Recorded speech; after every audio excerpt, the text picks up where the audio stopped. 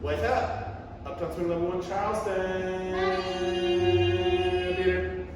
So we did some review and we did kickaways. Y'all remember this?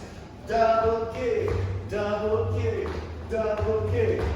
Everyone did a pretty good job of that, especially once I yelled about 45 times for everyone to do this. If you just got a little bit more down into it, it's better. When we kick like that, it sounds good. So if we got into it, it was looking really nice. And then we talked about how to get into kickaways from basic side-by-side Charleston and how to get out of it. The in starts here. 1, 2, 3, 4, 5. I'm saying 5 loudly. 1, 2, 3, 4, 5. I put my hand here. Say like, hey, I'm going to use me, or use my partner to turn me and my partner away from each other. I'm in there. So that same double kick that finishes a normal basic gets us into kickaways. 1, 2, 3, 4, 5, 6. Turn me. Now we're in kickaways. We do it forever. Every time I come here, I'm saying, go again. I catch the hip, I say, go again. And when I want to stop, I catch my followers back and just finish on the basic. Same old double kick I was doing. I just finish the basic and we're done.